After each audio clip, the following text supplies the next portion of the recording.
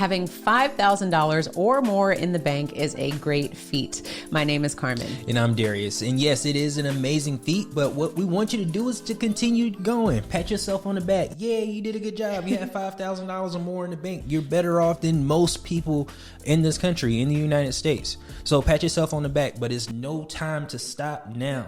Continue going. Now. Can't get cocky. Keep going. Mm-hmm. Now, you made a great point, and I want to make sure that we emphasize that. I don't know if you know this or not, but if you have $5,000 or more saved up today, you are doing better than 50% of the people who live in the United States, because 50% of the United States doesn't have $1,000 in the bank. Mm-hmm. So definitely make sure that you take a moment and congratulate yourself. However you choose to do so, you need to make sure that you give yourself that congratulations. Right. And the reason why we say that is because a lot of times we stop, or we don't stop. We don't stop to think about the things that we've done, the things that we've accomplished, and we just keep going. So give yourself a pat on the back right now. Stop. Make it happen.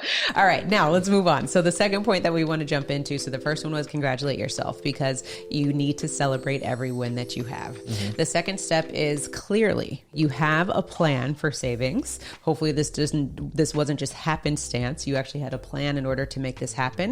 We want you to reevaluate that plan now that you have some money in the bank, and determine if what you're doing still makes sense now that you have a little bit of liquid capital available. Right, and that $5,000 could mean you have some cushion.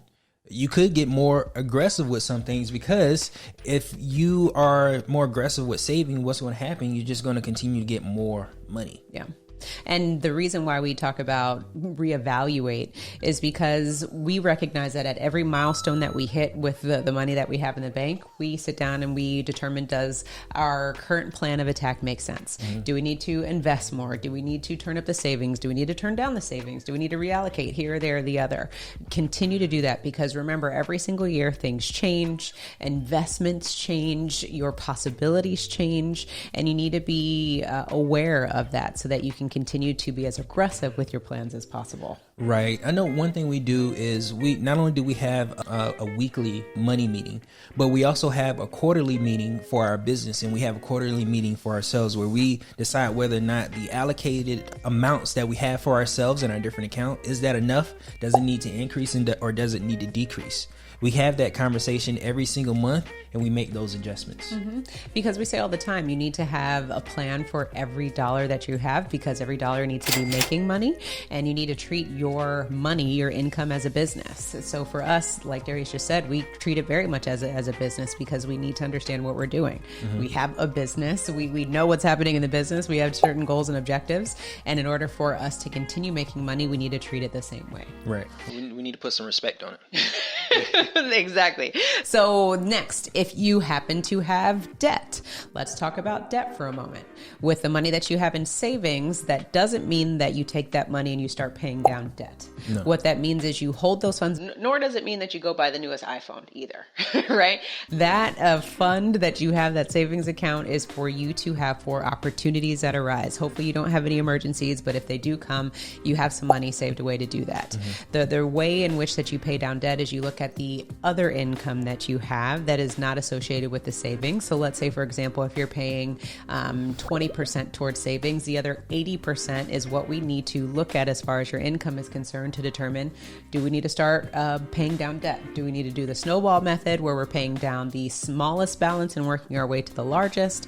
Or do we need to do the avalanche method, where we're paying the highest interest and then working our way down to the lowest interest?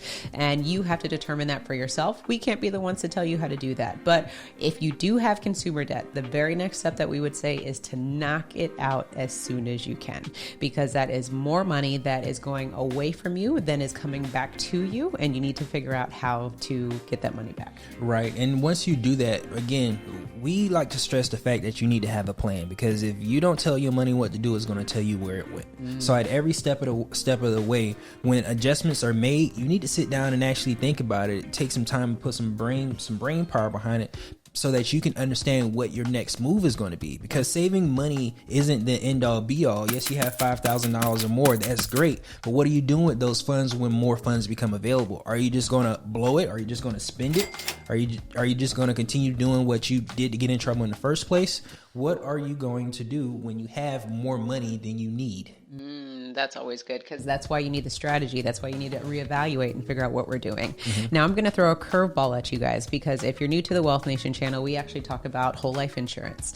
And so if you have money saved, I'm actually going to challenge you to look into whole life insurance and see if it makes sense for you to put that savings into a whole life insurance policy. The reason being, ladies and gentlemen, hear me out, is if you just look at your savings account, you need to understand that your savings isn't doing anything for you. The interest that banks are paying right now is not a lot, and it's not doing anything to keep up with inflation. And so Which is a lot. So Now. what you need to do is determine, what can I do to protect my savings, the money that is just sitting in the bank? How can I put that money to work in a better way by just moving it to a different account? And what we recognize with our personal journey is the account that is of choice for us is a whole life insurance policy. And it provides us with two amazing things. It provides us with a death benefit, and it provides us with cash value, meaning liquid capital that we can access at any time.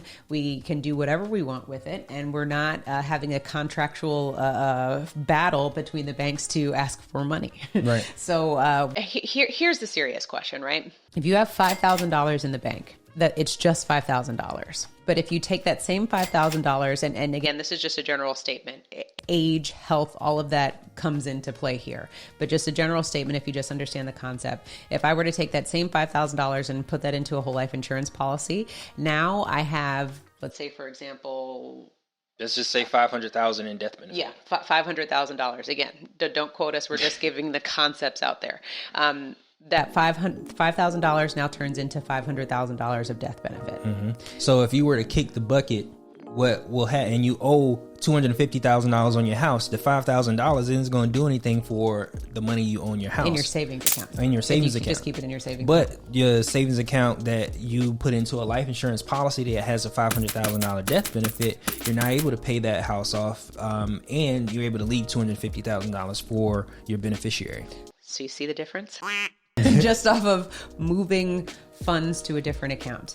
Now, it is important that we do put that out there, that if you put $5,000 into a whole life insurance policy, you're not going to have $5,000 liquid. Depending on the agent and those that you're working with, they have to understand how to design the policy for high cash value. And mostly your age. Yeah, and your age, and understand exactly what your goals is that you're trying to do. But you can typically get about 60% of the premium within the very first year, which still allows you to do a lot with your financial goals. And again, remember that money is liquid and you can do whatever you want with it.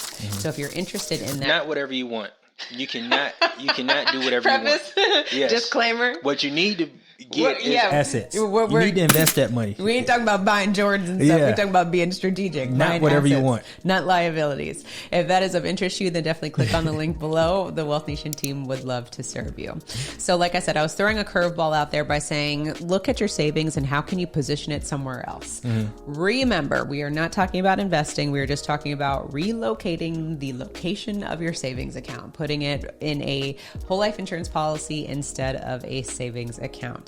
And what we end up doing is the money that is involved inside of our whole life insurance policy, we then take that to invest, which is the next step, is don't just let that money sit there. It doesn't matter where you put money, savings account, whole life insurance, stock, whatever it is, money has to move. And you only make more money when your money is in motion. So that's why we say don't confuse the two. We just put our savings up for protection in a different account, but we still access the money inside there so we can invest at the end of the day. Right. So for example, you have $5,000 in your account and there's an investment that you want to do. You go and do the investment and the investment doesn't work out. Now you're out of $5,000. Yeah. You have to start over in your savings. Yeah. When second scenario, you take $5,000, you put into a whole life insurance policy and you get maybe $3,000 for that to do an investment. The investment doesn't work out.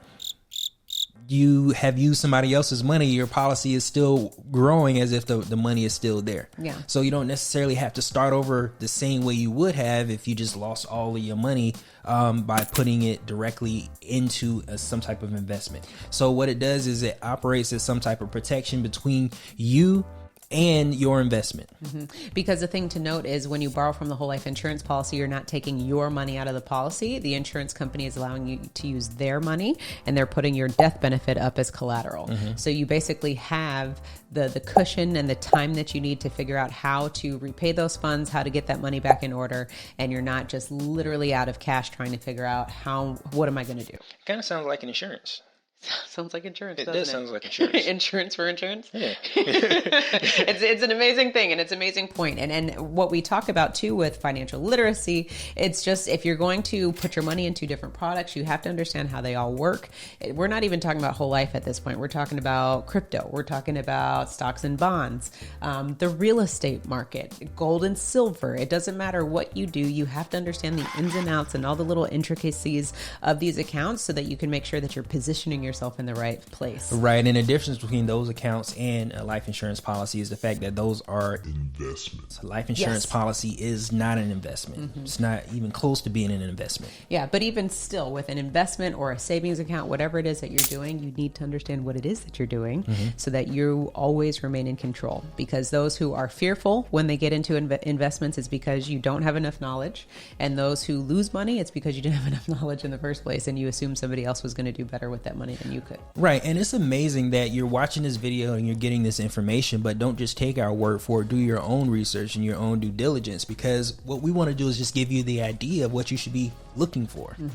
And I do want to address, we have some family members, some friends, colleagues, things like that we know who have invested and kind of turned a blind eye or, put their head in the sand and was like, just take my money, just make it happen. And they got into a lot of trouble. And I want to be empathetic and sympathize and, every word that goes out there to just stress that you're not alone.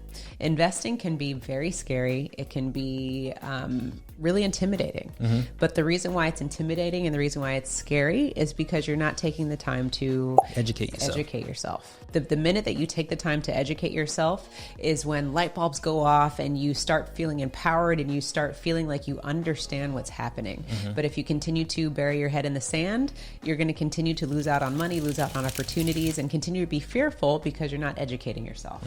So if you're watching this video, amazing. You have YouTube University on lock. Continue watching videos, continue reading and figuring out what you can do that resonates with you so that you can make more money. So then that kind of goes against the notion of the higher the risk, the higher the reward. Oh, because there's the only people that take risk is people who haven't educated themselves.